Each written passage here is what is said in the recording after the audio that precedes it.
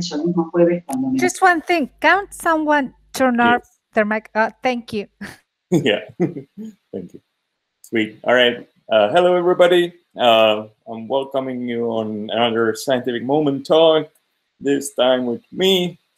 So I am Adam Uhlir. I'm from Czech. I'm currently in Prague. It's 5 p.m. if you wonder. And all right, let's start it. So this talk has sort of two parts. The first one is a bit of brief introduction into why actually we want to have decentralized storage. If you've been to the Wojtek's or our RIF storage presentation team update, I think last week, you already heard most of the reasons, but I want to give you more context and more details and actually and maybe some real life reasons, let's say, why we want it. So in the beginning, brief introduction for me, for those who don't know me, my main background, I'm developer, mainly full stack dev. I studied distributed systems, mainly focused on clouds, but I already disbanded that sort of area. I've been following IPFS since 2017. In last 2 years, I've got more into it. I started to contribute to JS implementation, and generally from that point on, interested in decentralized web. And yeah, I'm part of RIF storage team. I think that you'll agree that internet kind of became very important in our lives. I like to think about it more in a way that internet is sort of neural network of humankind, that we store information there. A lot of infrastructure is based on internet and web. And it's a bit more than 25 years old. And in this time, it grew in the size and capacity and bandwidth in pretty much in every possible measurement very much. And with that also kind of came all sort of problems, as with scale it usually does. So I'm not really sure how what's the audience here. I would guess it's mainly techies, but just so I will generally summarize some concepts for in case somebody doesn't know. So how actually web works?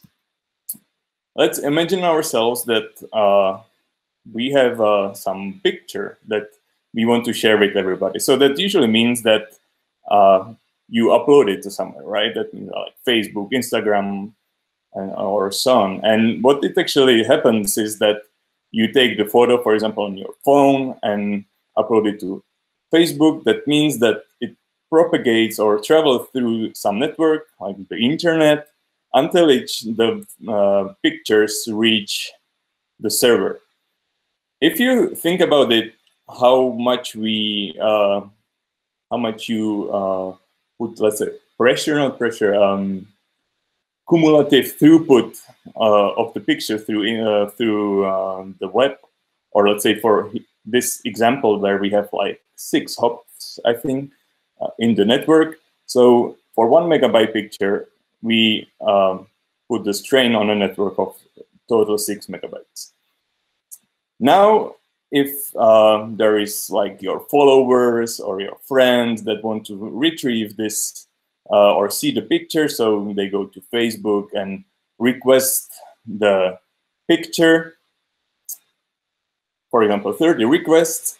So the server replies with 30 copies of the same image.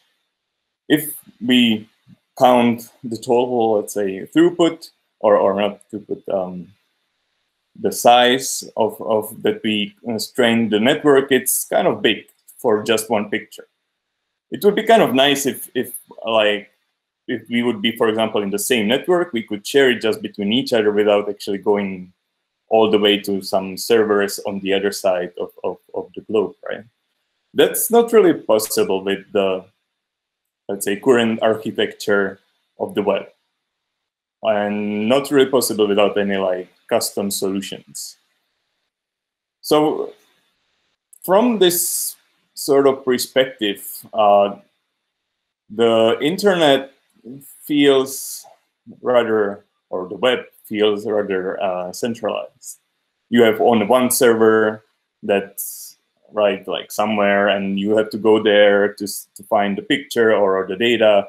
If it's not there, or if the server is down, or if the connectivity is down, you are pretty much screwed. I mean, in nowadays, it's not that true, right? Like with the cloud, we have content delivery networks, we have the data replicated through multiple clusters or data centers and so on. But like from the architectural perspective, it works rather like this. And this design is kind of fragile, right? As I mentioned, if the server is down or some part of the component is not reachable, you are without the information that you requested. So from that perspective, it's kind of good idea to have the content distributed in the whole network and have more, let's say, distributed network rather than centralized. From a different perspective, kind of interesting thought I found somewhere is how the speed of communication evolves over human history. If you think about it, like in some medieval time, when you wanted to send a message from, let's say, one city to another, it had to be a person who would physically move from that place to another. So it could take hours, days to just send one message. While nowadays, like we can instantly, well, this is pretty much nice example, right? Like I'm talking to people who are spread around the whole world, and you can see me pretty much instantly in what I'm telling you. But in the future, this is gonna change. As humans will start space exploration, as we move out from our Earth, the distances through which we will communicate will grow so much that we will reach the limitation of physics, the speed of light. The distance will be so vast that actually the speed of the communication will decrease quite significantly. And it's not that far, right? All of you know, I think, know that there was another nice milestone of SpaceX that recently that they launched a rocket with human crew on it, and it's kind of known that at least Musk is trying or wants to go to Mars, and it hopefully, or I would be really happy if it would happen in my during my life to see it. But how far is actually Mars? It's pretty far. To demonstrate the scale, how far it is, let me share you. There is this cool website called distancetomars.com. I hope you are seeing the right page. No, you're not. We cannot. Why? Okay. Come on.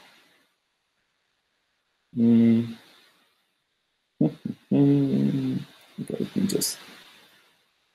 it worked before, it doesn't work now. That's the case. Yeah, distance to Mars. But come on.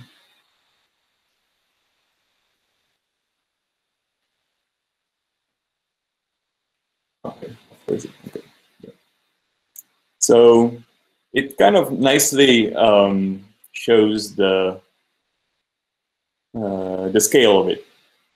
So if here we can see like this is our Earth. It's 100 pixels wide. So 1 pixel is 12 kilometers.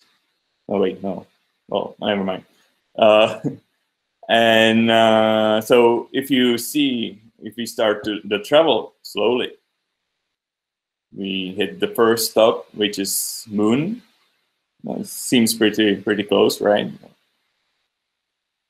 Then if we start the travel to Mars, it takes some time. And now we are traveling 3 times the speed of light, which is pretty fast.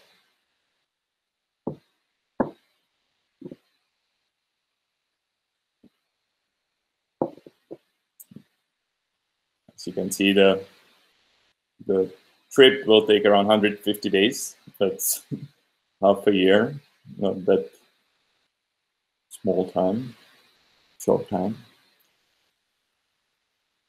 Some say it can be in 2030s or in the 30s. Who knows? Well, still traveling 3 times of the speed of light, and we are not there. Not there, still not there, and finally. So even with the 3 times of the speed of the light, it took us quite some time to reach there. And now imagine traveling there, or damn, my not working. Come on. Sorry, technical issues. Not really sure.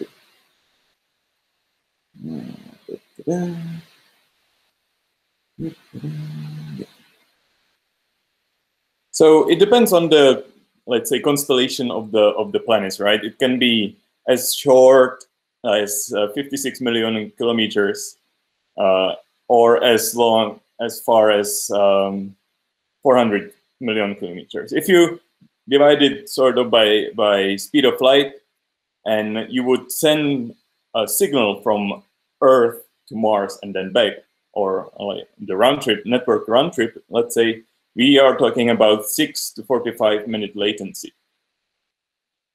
That's, if you like would think about like loading web page with this sort of internet, you don't want that. Like you load one page half day, and then, well, next page maybe the day after.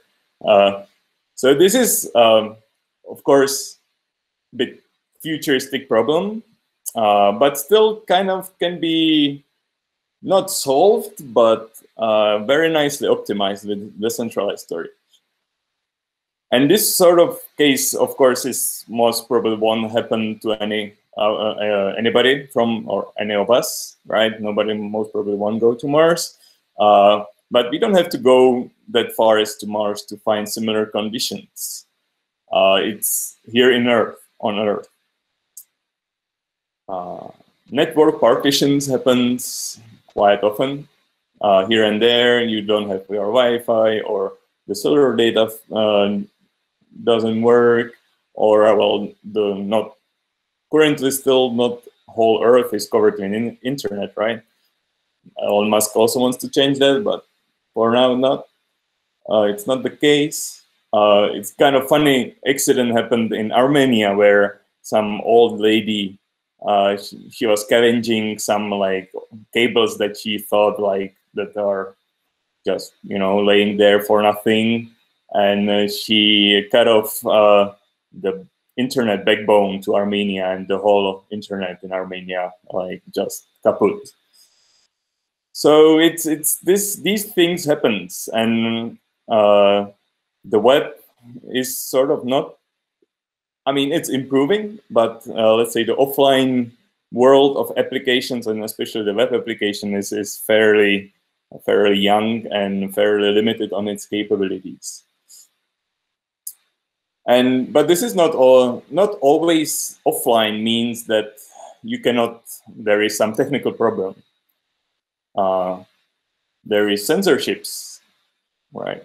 Everybody knows about China, the big firewall, also North Korea, and so on. But so you would think that maybe you won't get, let's say, affected by this, not in your country. But there were kind of cases of, let's say, more normal countries that went to censoring some information as well. For example, Turkey, it's kind of known by its sometimes some censorship. For example, in 2017, it blocked Wikipedia. And that was actually one of the points where IPFS shined in the media space, because they mirrored it, the Wikipedia to IPFS, and sort of made it available in Turkey. And it got kind of big news coverage. Similarly, in Spain, when there was a referendum in Catalonia for its independence, there was some kind of blocking of the information when the referendum will happen.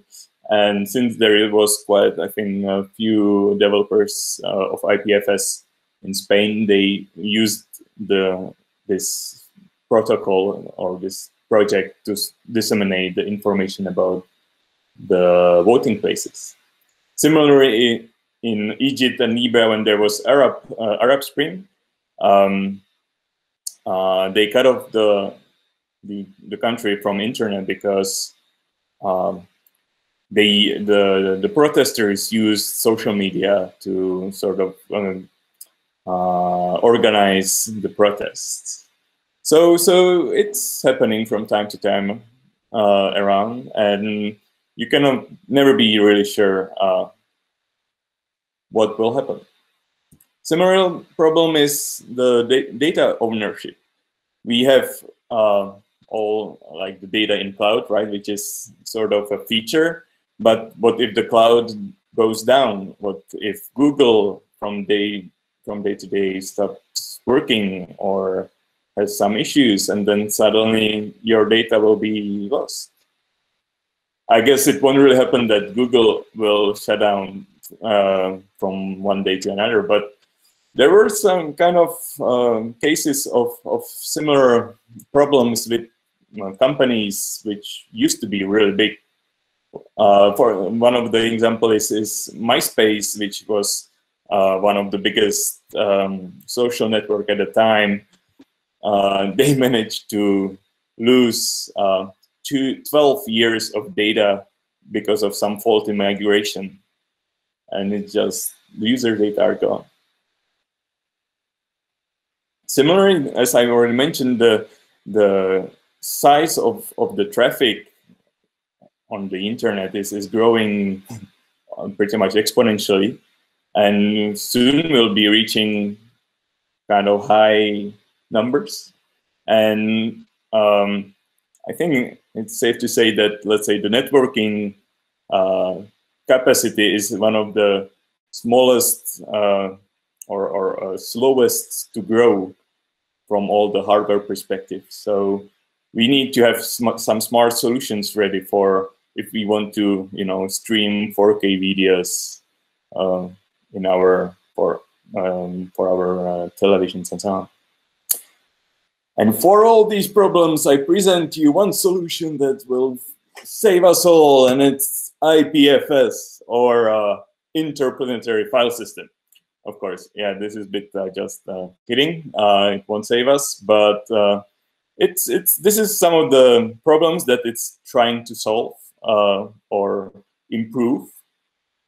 And so I'll talk now a bit about IPFS, but more on a high level. I won't really go in let's say, low-level details.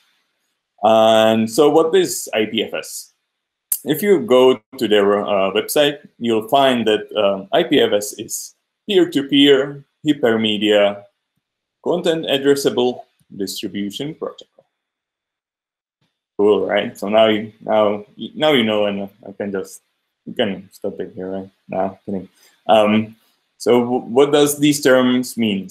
Peer-to-peer means that, well, it's a protocol where all the participants talk between each other. There is no, let's say, architectural, some central point, like in the client-server architecture, you have the server, right?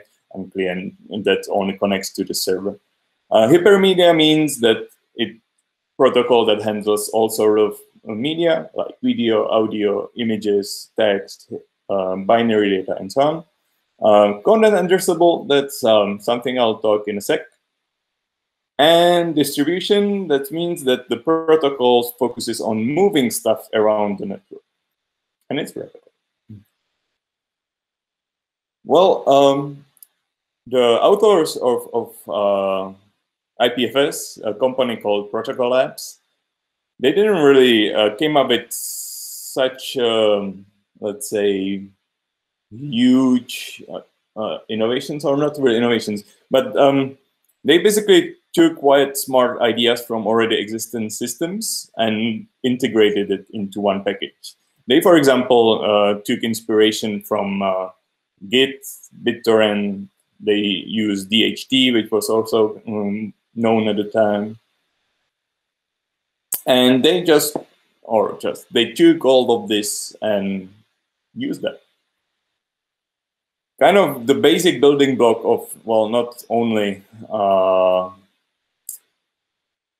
IPFS, but generally, I would say, decentralized system is cryptographic hash functions.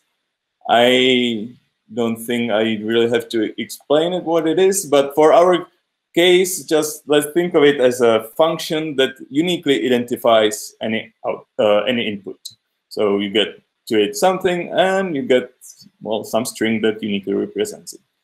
And this is sort of the principle of content addressing.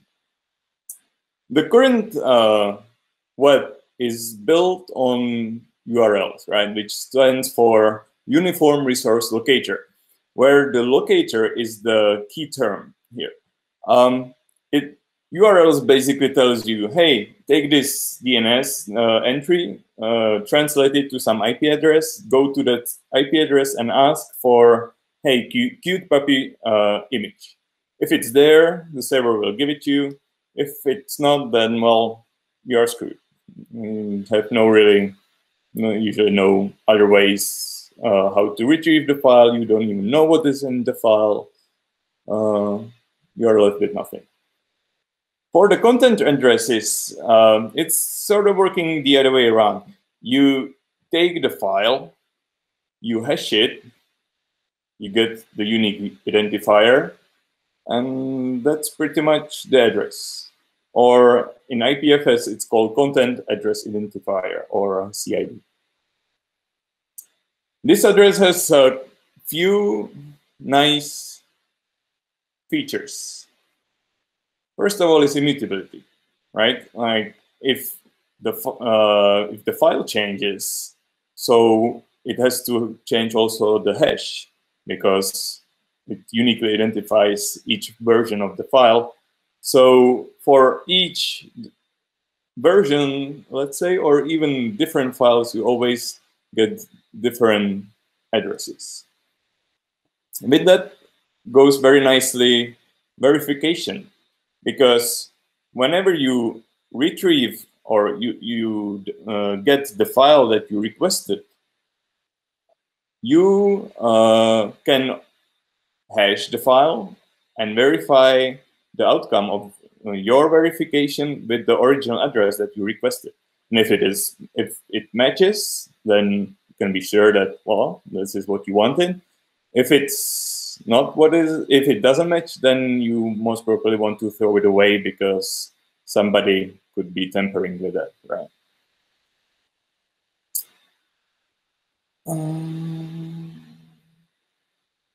The duplication. Since these addresses doesn't really tell you where to go, which might be maybe a bit confusing at the moment, like for you, but I'll explain that later, how you find these files. But so what, it does not really say where to find it, but it uniquely says like what the file should look like. That means that if you go, for example, to Alice and ask, hey, can you give me this file? Well, not sure. Like, No, the duplication basically means that the file can be found, or I don't know really how to explain it now. I lost my track. And never mind. You know what the duplication is, right? You'll see that later. Last thing that I want to point out is zero trust, which sort of goes with the verification. But I wanted to say here that because of this sort of addressing scheme, you can get served this file by anybody, and you don't have to trust him because you can always verify it. So pretty much your neighbor, even if it's somebody who would you not trust in some setting, like you can always be sure that you got what you asked it. As is the case quite often with crypto, this sort of moves the problem to one level higher, right? Now, it's not really the problem that you cannot trust that what you got, but now it's the problem that how do you trust the address, right, which you got. And most probably you don't really remember these sort of hashes. So, well, that's problem to be solved in another talk. So, okay, now we know how to address like one cute puppy file, but that's not really practical for real life use cases where you want to usually represent some more complex data structures, which usually has like, for example, folders and so on. And the authors of IPFS, they took an inspiration for creating these sort of data structures from Merkle trees. And well, they used to call it Merklings. Now I don't think it's a really used term. Just small inside, there is difference between Merkle's tree and Merkle tree, so be aware. And all right, so I don't really want to go too deep into Merkle trees. I just want to explain the how they're constructed, and because it's then nicely maps into how they're used in IPFS, or how the idea is used in IPFS. Merkle tree is basically a structure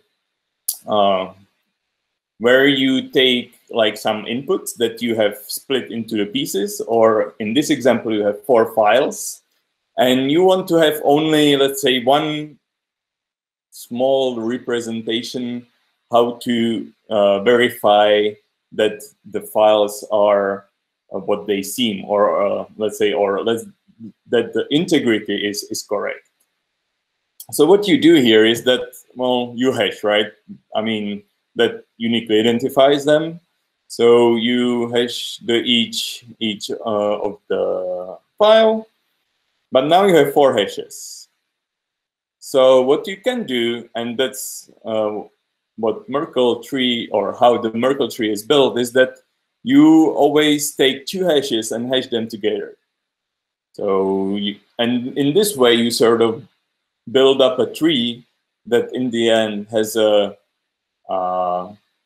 so-called root hash that represents this structure. The important thing here to realize is that if you change only one piece of the data, so let's say now you don't have dog but qdog, the hash also have to change for the hash of the qdog file, but this change propagates all the way up to the root hash. So this is a mechanism that is used in IPFS, and in let's say in a library that or system that IPFS also, or okay, the Protocol Labs folk, they sort of branched out IPFS into several projects, as you might know. They started with IPFS, but then they sort of branched out libp2p, which is sort of the network engine of IPFS, and nowadays not only IPFS. Another project that sort of branched out from IPFS is called IPLD, or interplanetary link data, which exactly helps you to build these sort of data structures. So let's take an example how it works in, let's say, normal computer settings with some folder of files. So we have this folder where we have like 2 files and a folder, and in that folder there is another 2 files. So if we want to build the tree, the tree from no tree, like yeah, the data structure which is used in IPFS. As with the Merkle tree, you always start from the bottom, which here is sort of like the most nested. Oh, sorry, yeah, I missed this step.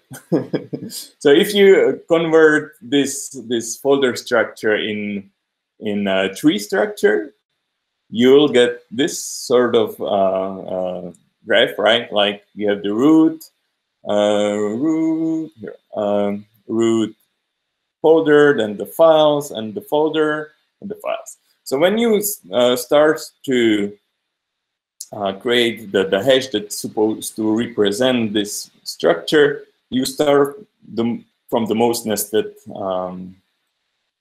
files. So you hash like these 2 files, and as similarly in the Merkle tree, then you create a hash that's sort of like meta node that only links the 2 previous files into a folder.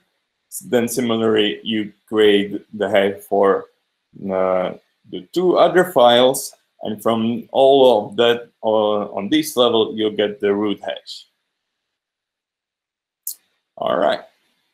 So you might notice that there are 2 hashes that are the same. The hello.txt file and my file.txt has the same hash. So in reality, how it is, this structure represented in IPFS is actually like this, because if they do have the same hash, then they are the same files, and this is exactly the deduplication characteristic, yeah, that I was referring before. Thank you, Ade. Just a small note for those who wonder. Yes, IPFS doesn't handle the file names or also the other metadata for the hash, for the hashing. So because if it would handle, it would not be possible to make these sort of deduplications. And yeah, similarly, like as I showed in the hash Merkle, in the Merkle tree, when one file changes, then this change has to propagate through the whole data structure all the way to the root hash, right? That's important to keep in mind. So IPFS allows you one cool feature, is that when you have a structure like this, like some nested structure, you can actually traverse this using the root hash and then simply appending the path to it, as you, for example, do on your normal operation system. All right, so this is first, let's say, big contribution or like idea that IPFS is building on, the content addressing. This is, I would say, fairly common in other decentralized storage projects as well. And now let's answer the question, actually, how do you find the file? The answer is the distributed hash table. Yay! So just for the scope of this talk, I won't really go too much in detail what is DHT and how it works. To those who are interested, it's they use IPFS uses Kademlia implementation. But basically, you can think of DHT as a key value store. So you can, under some key, store some data, which sort of propagates through multiple nodes and gets stored into some, let's say, predefined space, or predefined place where others can find it when requested. The nice thing about this is that there is no central coordination. There is no like centralization in this system, and it's fairly nice. It scales nicely. So in IPFS, DHT is sort of used for metadata storage, where like things like the routing and the links are stored and so on. So if you have a file, if you have a node or somebody that's running the IPFS node, and he wants to fetch some hash that he got. So what he does is that he asks the DHT, hey, I have this hash. Do you know anybody who is like storing it? And he gets a reply, usually with like IP address, or well, they use some more advanced schema to things like bypass NAT and firewalls and so on. But for the scope of this, let's imagine that they got an IP address, and then the node itself actually will go and talk to this address that he got, like, hey, I heard that you have this file, this hash. Can you share it with me? And well, there are usually two outcomes. Either, well, I guess multiple, right? Either this node has the file and shares them, or it doesn't. Then usually what actually happens is that the DHT will give you multiple of the possible nodes where it is. So you can try all of them until you reach, let's say, the end. And then you can say that, well, there is actually, the file is not in the network. So this exact exchange of the data is orchestrated by a protocol called BitSwap. It defines how to exchange the blocks between the peers. It's similar to BitTorrent. The kind of interesting thing here that's not solved by IPFS, or maybe question, is how to motivate two peers to share the files, right? Some incentives. This is exactly the place where incentives could get hooked, but not in IPFS itself. There is another project that you might heard of called Filecoin that is exactly trying to tackle. And similarly, our storage marketplace, we are sort of building a system that tries to solve this as well. There is one important concept here that's related to how when you request a file from somebody and you download it to your node, you become sort of a short-term provider of the file as well. So you announce it like, hey, I have this file as well. If you want it, you can just come and grab it. But this is usually sort of short-term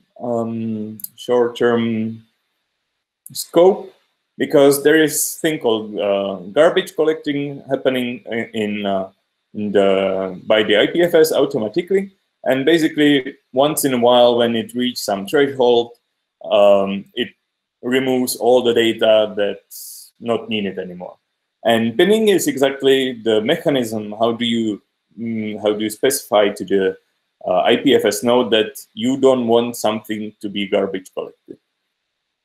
This is exactly one of the things that we are using in the RIF storage, because what we are building is a pinning service that exactly mentions, that allows people to share this pinning, let's say, sets or pinning requests between each other to,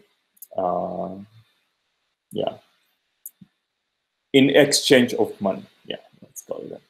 Anyway, all right. So now we know how to find file, how to address file, how to address data structures. Pretty nice. There is one thing kind of still problematic, and that's dynamic content or mutations. As I already mentioned, the CIDs or the hashes can only reference immutable changes. So that would mean that whenever there is some update, right, you would have to spread a new hash to those who need it. That's not really that practical, and IPFS solves it with another system that's, of course, interplanetary, and that's called naming service. Interplanetary naming service, I think. Yeah, I hope so. This is sometimes get a bit confused with RNS or ENS, because they share the naming service in the name. Although IPNS works a bit differently, it doesn't try to solve the let's say the readability of a hash like RNS does.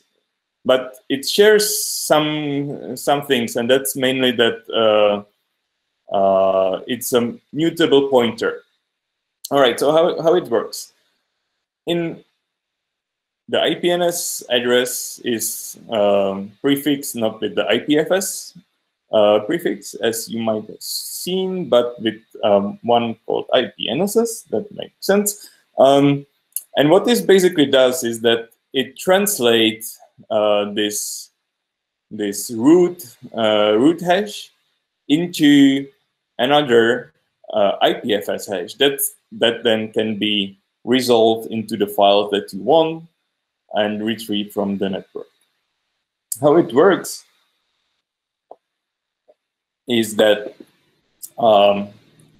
this is based on a system called SFS, or self-certifying file system.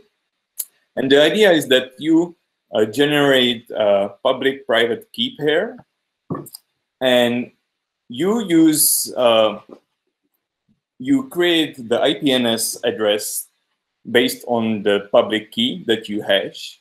So you create the node ID of the address or of this public-private key pair, and then you store into the DHT itself small file, small IPFS object, which consists of three things. First, it consists of the public key itself. Then it consists of the hash that you want to point to. And then it consists of a signature that, by the private key, that sort of sign the whole object. With this, basically, whenever you fetch the object from the DHT itself based on the node ID, you can verify using the public key, that it is actually what you requested.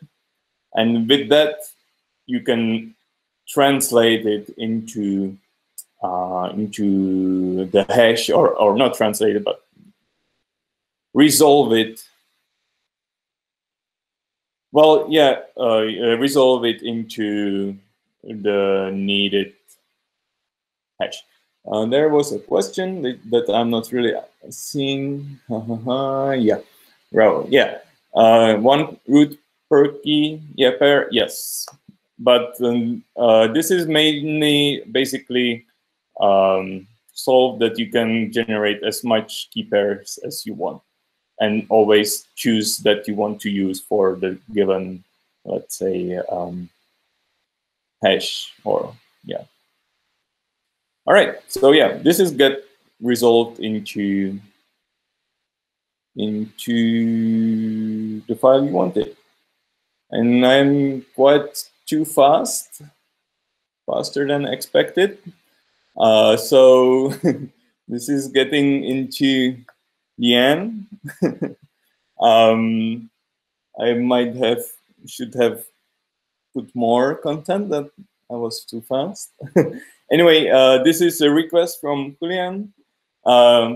Please now take your phones and scan this QR that will point you not to some malware-based site, but to a questionnaire about SciMo, to get some feedback on how you like it.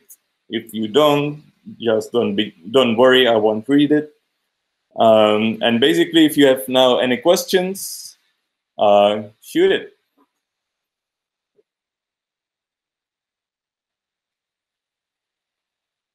Hello, Adam. Diego here, Diego Massini. Great presentation. And I have one question. If you can go back to the previous slide, but I don't know if the people is using the QR, sorry. Okay.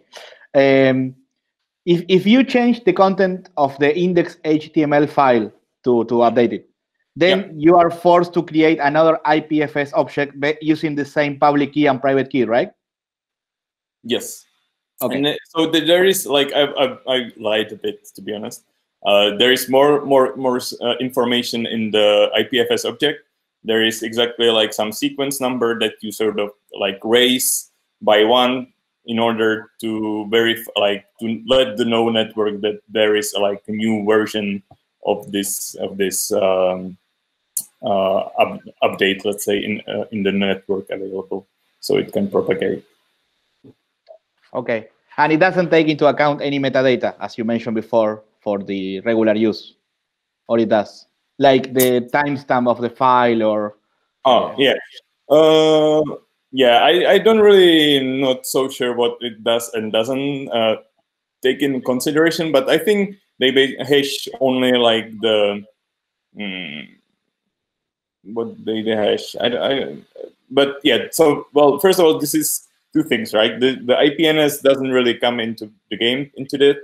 Like when it comes to metadata, this is all purely the IPFS, let's say, level, and there I think that the metadata are left out for the hashing point. Yeah.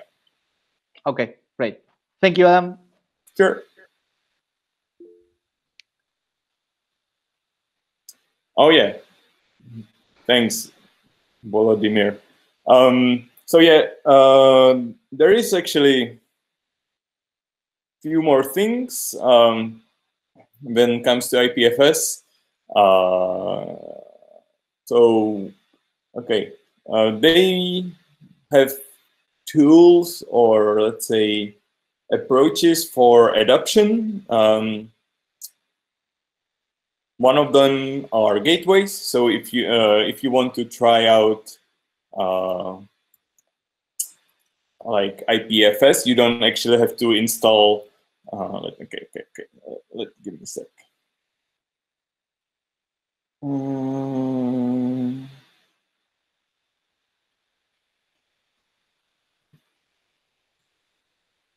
You don't have to install the node itself, but you can use thing called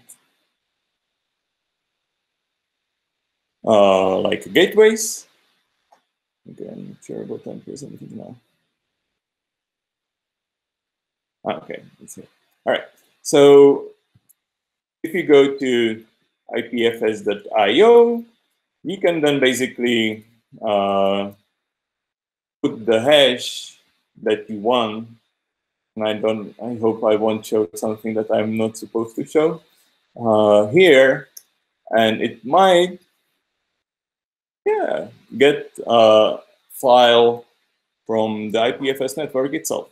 So as you see, this is the hash that I was talking about. And you just append it into the IPFS.io. And with that, you can browse the IPFS, let's say, network and hashes and an IPNS network on your browser. You can run your own gateway when you actually spin your IPFS node. And so if you don't want to trust anybody, there is kind of big list of gateways. Also, Cloudflare is running their own IPFS node. Gateway. I forgot the address. Anyway,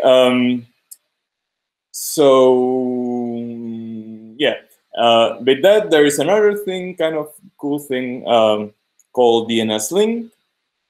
So what it does is that it allows you to define or append. Well, you create basically TXT record on some of your domain with the name of underscore DNS link, I believe. And there you put the hash that you want to be associated with the domain. And I don't think it works for me.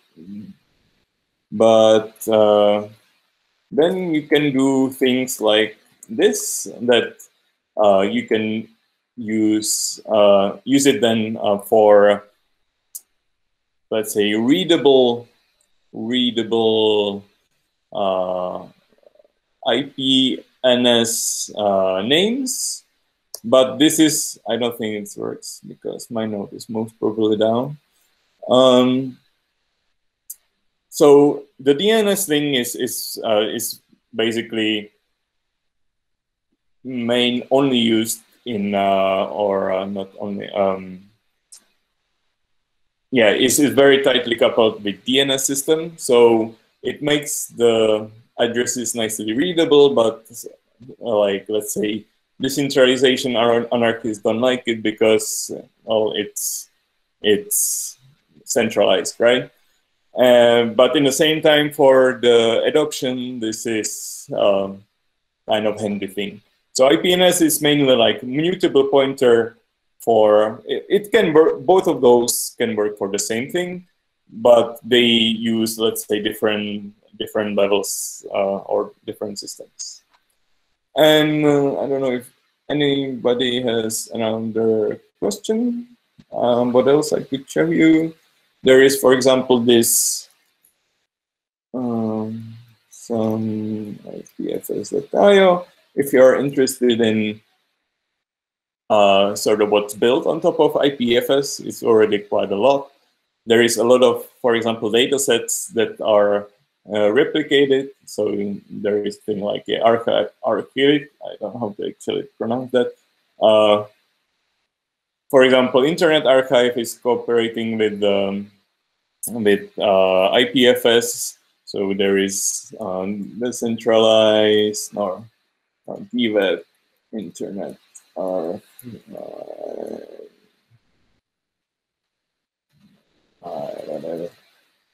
version, DWeb Archive. Okay. That's at least used to run using IPFS as well, but last time I checked, it had some problems. Yeah, IPFS has still, I don't know what does it actually mean, but And yeah, so I recommend you to check these out. And yeah, services. So hopefully we'll be here soon as well. Any questions? Comments?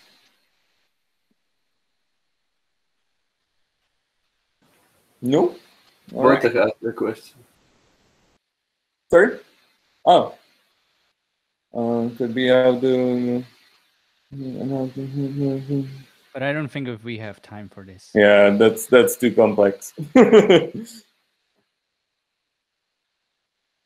Yeah, that could be. I mean, I think that could be another SciMo on how Academia works. Yes, please. That would be great. Oh yeah, maybe not me. Or I would have to do a lot of research to answer all the questions. Anyway, all right.